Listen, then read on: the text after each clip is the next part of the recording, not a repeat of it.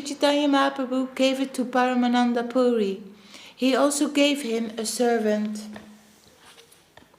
Swarup Damodar also arrived the next day. He was a very intimate friend of Sri Chaitanya Mahaprabhu's, and he was an ocean of transcendental mellows. Purport from His Divine Grace Srila Bhakti Vedanta Swami Prabhupada. Swarup is one of the names of a brahmachari in Shankaracharya's disciplic succession. In the Vedic discipline, there are 10 names for sannyasis, and it is customary for a brahmachari assisting a sannyasi of the designation tirtha or ashram to receive the title Swarup. Damodar Swarup was formerly a resident of Navadvip, and his name was Purushottama Acharya. When he went to Varanasi, he took sannyas from a sannyasi designated Tirtha. Although he received the title Swarup in his brahmachari stage, he did not change his name when he took sannyas. Actually, as a sannyasi, he should have been called Tirtha, but he chose to retain his original brahmachari title of Swarup. When Swarup Damodar was residing at Navadvip under the shelter of Sri Chaitanya Mahaprabhu, his name was Purushottama Acharya. After seeing that Sri Chaitanya Mahaprabhu accepted the renounced order, Purushottama Acharya became like a madman and immediately went to Varanasi to take sannyas. At the conclusion of his sannyas, his spiritual master Chaitanyananda Bharati ordered him, read the Vedanta Sutra and teach it to all others. Swarup Damodar was a great renunciate as well as a great learned scholar. With heart and soul he took shelter of the Supreme Personality of Godhead Sri Krishna. He was very enthusiastic to worship Sri Krishna without disturbance, and therefore almost in madness he accepted the sannyas order. Upon accepting sannyas, Purushottama Acharya followed the regulative principles by giving up his tuft of hair and sacred thread. But he did not accept the saffron-colored dress. Also, he did not accept a sannyasi title, but remained as a Naistika brahmachari.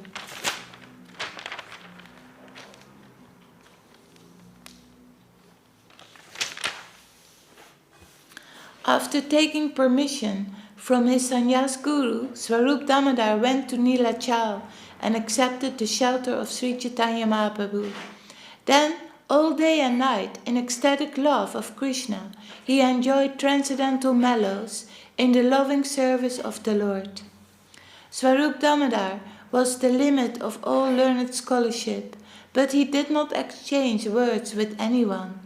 He simply remained in a solitary place, and no one could understand where he was. Sri Swarup Damodar was the personification of ecstatic love, fully cognizant of the transcendental mellows in relationship with Krishna. He directly represented Sri Chaitanya Mahaprabhu as his second expansion. If someone wrote a book or composed verses and songs and wanted to recite them before Sri Chaitanya Mahaprabhu, Swarup Damodar would first examine them and then correctly present them. Only then would Sri Chaitanya Mahaprabhu agree to listen. Sri Chaitanya Mahaprabhu was never pleased to hear books or verses opposed to the conclusive statements of devotional service. The Lord did not like hearing rasabhas, the overlapping of transcendental mellows. It was the practice of Swarup Damodar Goswami to examine all literature to find out whether their conclusions were correct. Only then would he allow them to be heard by Sri Chaitanya Mahaprabhu. Didi? Navakorangi? Can you be very careful with the garlands because the flower... Yeah, it's very delicate. Yeah, delicate. Thank you. Sri Swarup Damodar used to read the poems of Vidyapati and Chandidas and Jayadev Goswami, Sri Gita Govinda. He used to make Sri Chaitanya Mahaprabhu very happy by singing these songs. Swarup Damodar was an expert, a musician of the Gandharvas, and in scriptural discussion he was just like Brihaspati, the priest of the heavenly gods. Therefore, it is to be concluded that there was no great personality quite like Swarup Damodar. Sri Swarup Damodar was very dear to Advaita Acharya and Nityananda Prabhu, and he was the life and soul of all the devotees headed by Srivas Thakur. When Swarup Damodar came to Jagannath Puri, he fell flat before the lotus feet of Sri Chaitanya Mahaprabhu, offering him obeisances and reciting a verse. O ocean of mercy, Sri Chaitanya Mahaprabhu, let there be an awakening of your auspicious mercy, which easily drives away all kinds of material lamentation by making everything pure and blissful. Indeed, your mercy awakens transcendental bliss and covers all material pleasures. By your auspicious mercy, quarrels and disagreements arising among different scriptures are vanquished. Your auspicious mercy pours forth transcendental mellows and thus causes the heart to jubilate. Your mercy, which is full of joy, always stimulates devotional service and glorifies conjugal love of God. May transcendental bliss be awakened within my heart by your causeless mercy. Wow, what a verse, right? I read the purport.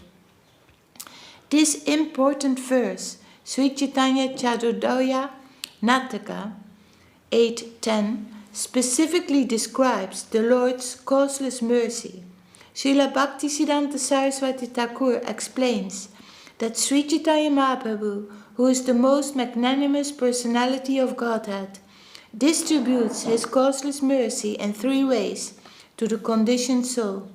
Every living entity is morose in the material world because he is always in want. He undergoes a great struggle for existence and tries to minimize his miserable condition by squeezing the utmost pleasure out of this world. But the living entity is never successful in this endeavor. While in a miserable condition, a person sometimes seeks the favor of the Supreme Personality of Godhead. But this is very difficult for materialistic people to obtain. However, when one becomes Krishna conscious by the grace of the Lord, the fragrance of the lotus feet of the Lord expands, and in this way a materialist may gain freedom from his miseries. Actually, his mind is cleansed by his transcendental connection with the lotus feet of the Lord. At such a time, one is enlightened by the loving service of the Lord. There are many different kinds of scriptures, and by reading them, one often becomes puzzled. But when one receives the mercy of the Lord, his confusion is mitigated. Not only are scriptural disparities resolved, but a kind of transcendental bliss is awakened, and in this way one is fully satisfied.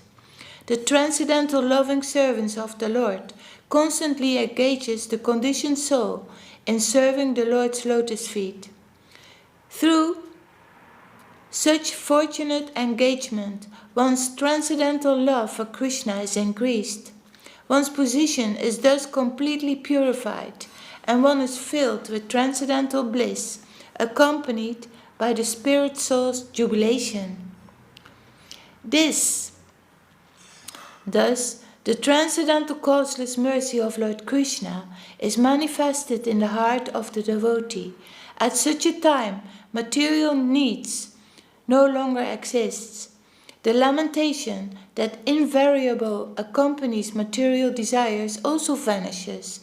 By the grace of the Lord, one is elevated to the transcendental position, and then the transcendental mellows of the spiritual world are manifested in him. One's devotional service then becomes firm, and one engages in the Lord's transcendental loving service with great determination. All these combine to fully awaken the devotee's heart with love of Krishna.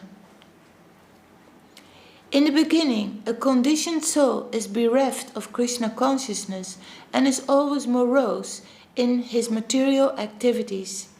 Later, by associating with a pure devotee, one becomes inquisitive to know the absolute truth. In this way, one begins to engage in the transcendental service of the Lord. Next, by the Lord's grace, all misconceptions are vanquished, and the heart is cleansed of all material dirt. It is only then that the pleasure of transcendental bliss is awakened. By the Lord's mercy, one is completely convinced of the value of devotional service. When one can see the pastimes of the Lord everywhere, he is firmly situated in transcendental bliss. Such a devotee is relieved of all kinds of material desires, and he preaches the glories of the Lord all over the world. These Krishna-conscious activities separate him from material activities and the desire for liberation, because at every step the devotee feels himself connected with the Supreme Personality of Godhead.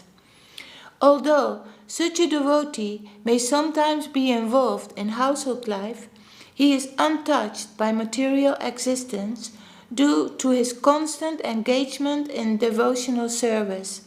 Thus, everyone is advised to take shelter of devotional service to become happy and liberated. Sorry. What a beautiful verse. Can you read that verse again to me? Okay. O ocean of mercy, this is when Swarup Damodar came to Jagannath Puri after he had taken sannyas of that guru, and then he fell flat before the lotus feet of Sri Chaitanya Mahaprabhu, and then he said this verse. O ocean of mercy, Sri Chaitanya Mahaprabhu, let there be an awakening of your auspicious mercy, which easily drives away all kinds of material lamentation by making everything pure and blissful. Jai.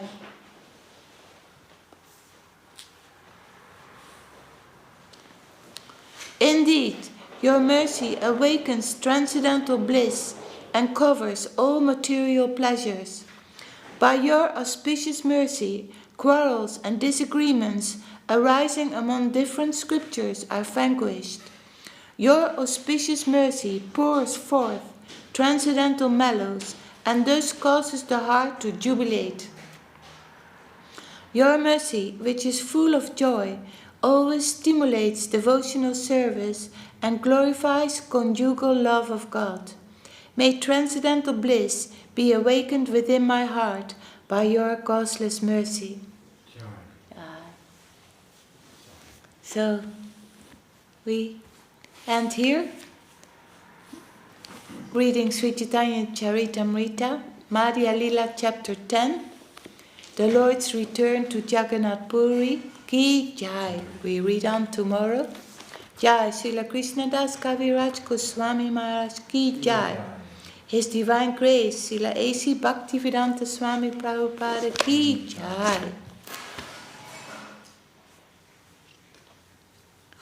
Then we read from Revealed Truth by His Divine Grace, Swami Bhakti Sundar Govindadev Goswami Maharaj.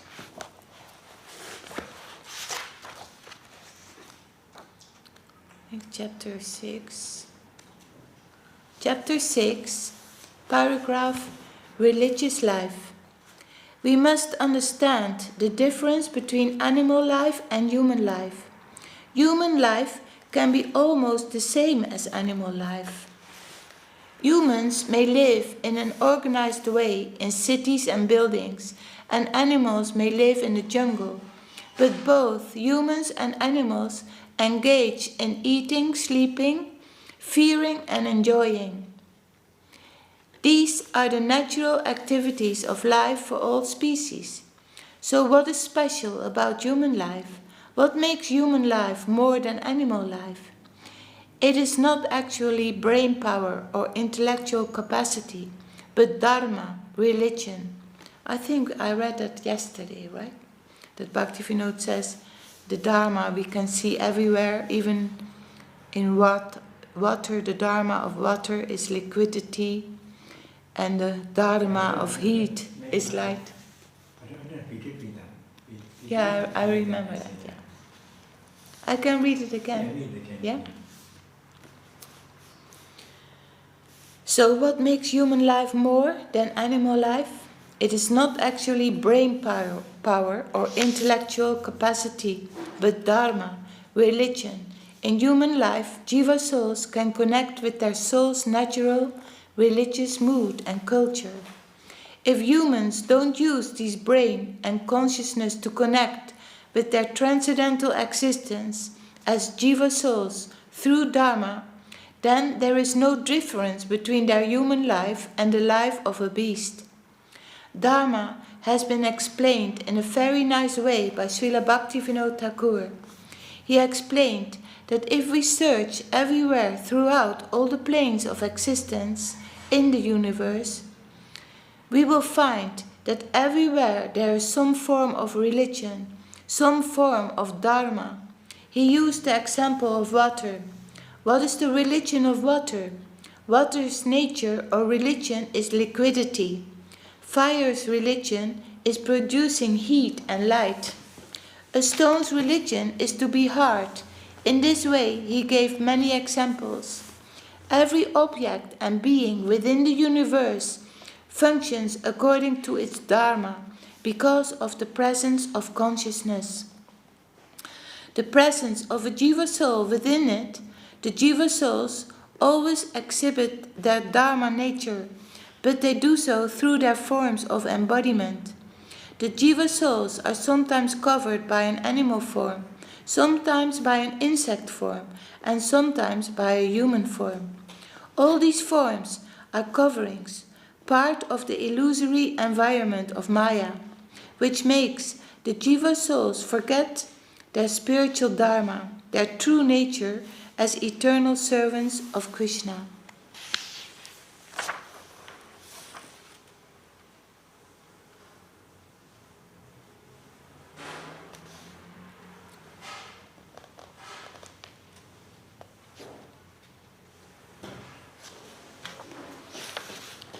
Blossoming consciousness. Dharma means religion, but dharma literally means to hold. When jiva souls have a human form and their thinking, feeling and willing is manifest clearly to them, they must practice dharma consciously by holding their mind and mentality in a good position. This is the vital point of human life. If anyone consciously leads a religious life, actively practicing the dharma of the soul, they will always be benefited, and their practice of religious life will help establish them in their material position in their true spiritual dharma. Sava pumsam paro dharmo yato bhaktir adokshaye. The supreme form of all dharma is Krishna Bhakti, and the practice of other dharmas gradually develops into Krishna Bhakti. The practice of dharma, which is what makes human life more than animal life, ultimately establishes the jiva souls in their natural position as servitors of Bhagavan Sri Krishna. In the stage of Mukulita Chaitanya, the jiva soul's consciousness can open itself to revelation from the transcendental plane. When the consciousness of any jiva soul is influenced by higher consciousness, then it gets sensible and clean knowledge. When revealed knowledge appears within the hearts of the jiva souls, then they embrace their natural theistic life and ideal. This is when the jiva souls begin to enter into their natural position and behave according to their true nature. This stage is called Vikalasita Cetana, blossoming consciousness. Revelation enters the heart of the Jiva souls by the grace of the Lord and an expert devotee of the Lord. Krishna consciousness exists within all Jiva souls, but it is suppressed by the illusory environment. By the grace of a pure sadhu, Krishna consciousness, which already exists inside the Jiva souls, is revealed to them. Through the practice of religious thought and culture, dharma, in the association of pure devotees, the Jiva soul's consciousness develops day by day, more and more. In this way, the Krishna consciousness that is already within them marches into the open doors of their heart from without, and through that the Jiva souls feel the joy of their own pure existence. Okay. That's a wonderful. What? This particular book is such a pretty book, isn't it? Yes, reveal truth. I've got it on audio, listen to it on audio. Yeah, You've got the audio book, yeah, I haven't actually read it, but I've actually listened to the book, But I mean, everything is in there, isn't it? Srila Govinda Maharaj. Very beautiful, He very beautiful. explains things so nicely. So nice. Yes. So we had a beautiful reading from Yes. and Sri Chaitanya Charitamrita and Srila Govinda.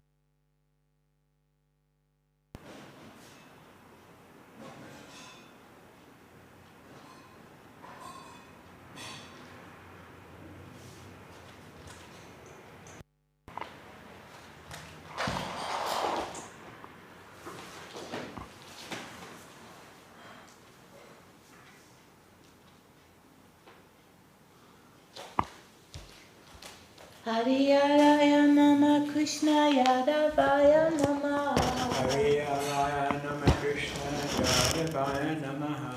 Yadavaya Madhavaya Keshavaya Namaha Jadavaya Madhavaya Keshavaya Namaha. Gopal Govinda Ram Sri Madhusudan Gopala Govinda Ram Sri Madhusudana. Giridhari Gopinda Namaha Giridhari Gopinda Namaha. Sri Chaitanya Nityananda Sri Advaita Chandra Sri Chaitanya Nityananda Sri Advaita Chandra. Radha Shiva Sari Radha Radha Shiva Sari Gaura Bhaktivinoda. Jaya Sanatan Bhattarajuna Jaya Rita Sanatana Bhaktivinoda. Shiva Gopala Bhattarajuna Shiva Gopala Bhaktivinoda.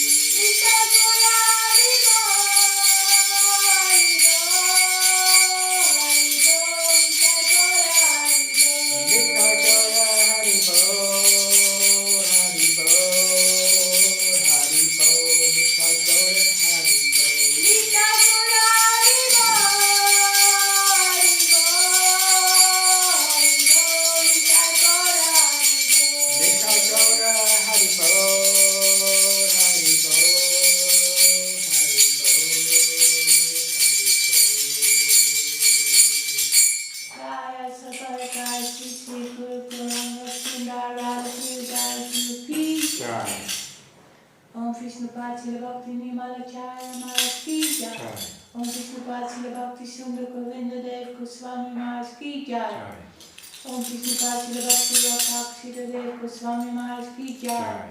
Bhagavan Sila Bhakti Siddhanta Saraswati Thakur Ki Jai. Shri Rupanuga Thakur Bhargava Ki Jai. Namacharya Sila Haridas Thakur Ki Jai. Sri Chaitanya Saraswati Mat Sri Acharya Vrinda Ki Jai. Sabashara Sri Nityananda Prabhu Ki Jai. Sabashara Sri Mahaprabhu Ki Jai.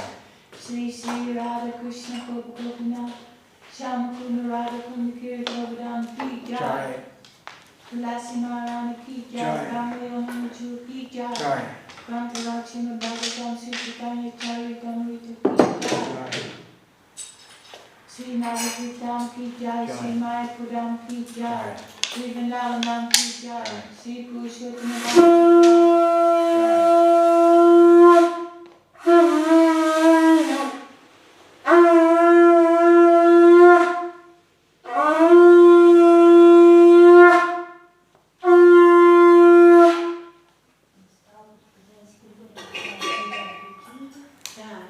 Jagannath Baladev Subhadra Ki Jai.